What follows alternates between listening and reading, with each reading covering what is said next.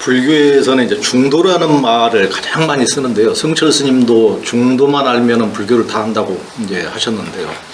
이제 이중규 교수님은 중도란 우리가 실제한다고 믿고 있는 것들이 사실은 진리의 무지한 어리석은 마음에서 일어난 허망한 생각이다. 이것을 깨달아서 그런 허망한 생각을 떠난 입장이 이제 중도라고 하셨습니다.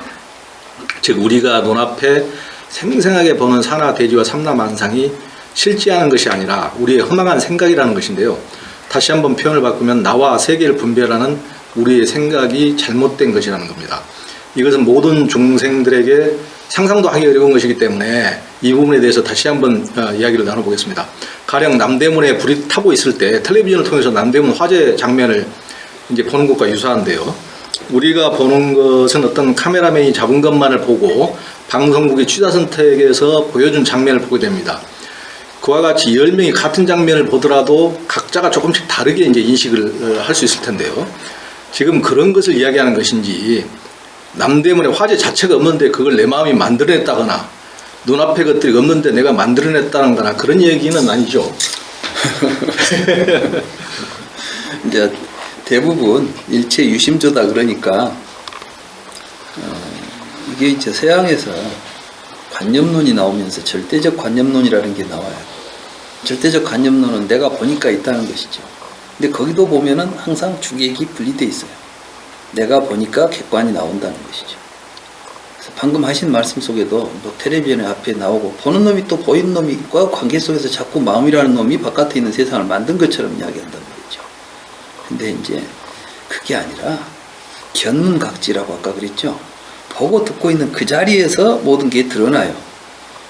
그러니까 이제 예를 들면 우리는 남대문에서 불 났을 때 불이야 했잖아요. 근데 만약에 불을 뜨겁게 느끼지 않고 시원하게 느낀 놈이 있다면 불이야 그러겠어요? 뜨겁다고 도망가겠어요? 아 시원하다 거리 달려들겠죠. 쉽게 말하면 이 세계는 살아있는 생명의 삶 속에서 삶을 통해서 드러나게 돼 있어요.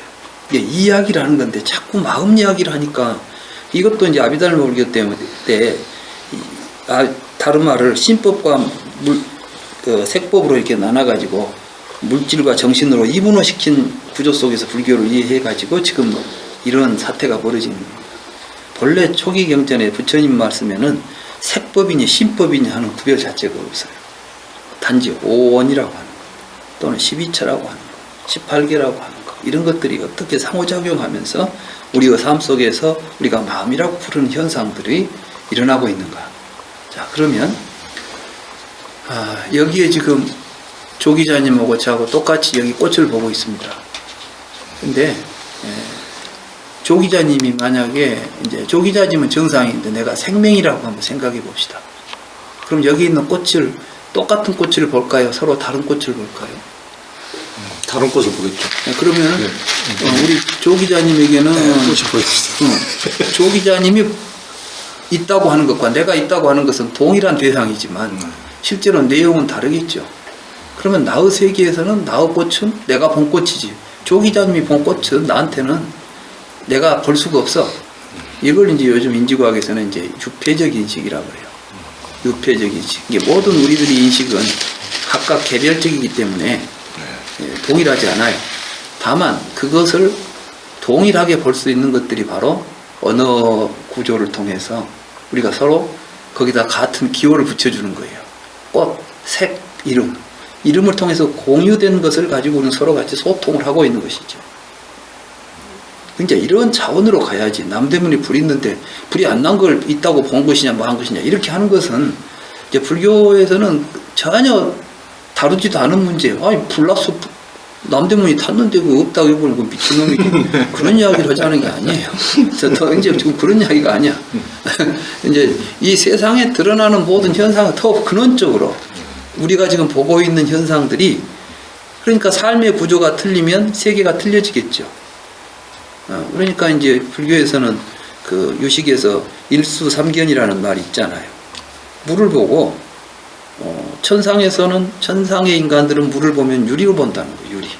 유리는 이제 보석이죠. 옛날 우리가 말하는 이런 유리창을 말하는 게 아니라 그때는 이제 아주 투명한 아주 아름다운 보석처럼 보이고 그 대신 단단하겠죠. 근데 이제 물고기들이 볼 때는 집으로 본다는 거예요. 지가 살고 있으니까.